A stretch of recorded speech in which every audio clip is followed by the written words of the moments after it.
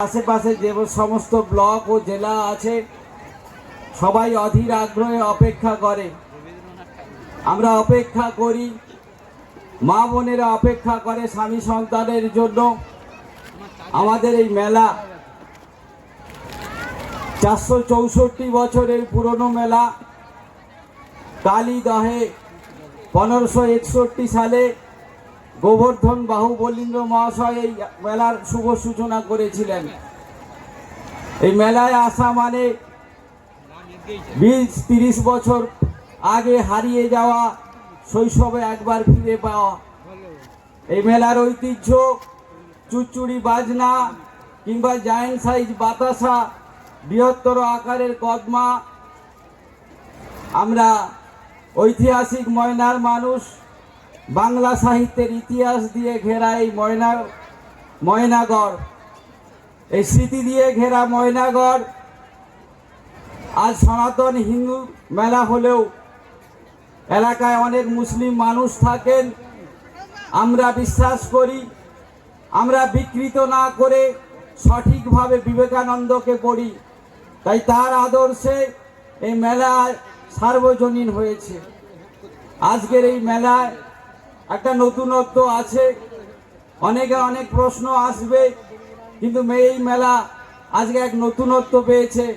আপনারা দেখেছেন গলাই পণ্ডার দুর্গা পুজোতে কিংবা অন্নপূর্ণার লক্ষ্মী পুজোতে কিংবা রামচকের কালী পুজোতে আমরা রাজনীতিকে দূরে সরিয়ে প্রিয় ভাই অশোককে পেয়েছি আমাদের মেলায় উদ্বোধনে। আর এই মেলার মঞ্চ থেকে আমরা আমাদের ছোট্ট বোন তিলোত্তমার জাস্টিসের জন্য দাবি করছি। এই মেলা থেকেই সীমান্তের যেসব সৈনিক 24 ঘন্টা অতন্ত্র প্রহরীর মতো আমাদের পাহারা দেয় তাদের অভিনন্দন জানাই। এই মেলা থেকে প্রণাম জানাই আমাদের দীক্ষাগুরু শিক্ষাগুরু প্রণব বাবুকে, যার শারীরিক অসুস্থতার কারণে তিনি ভার্চুয়াল উদ্বোধন করেছেন। তাকে প্রণাম জানাই,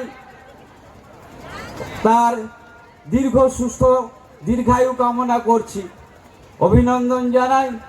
আমাদের এই মেলায় যিনারা এসছেন বর্তমান বিধায়ক অশোক দিন্ডা কিংবা তাম্রলিপ্ত মেডিকেল কলেজের ডেপুটি সুপার মহাশয় তপন বাবু আছেন, রবীন বাবু আছেন, প্রিয় দিদি লতিকা দি রাষ্ট্রপতি পুরস্কার প্রাপ্ত, এছাড়াও স্বরূপ দাস সহ মেলার সমস্ত কমিটি, প্রিয় সাংবাদিক ভাই, আপামর জনতা এবং মা বোনেরা, অনেক বর্ষিয়ান মানুষ, সবাই আসুন।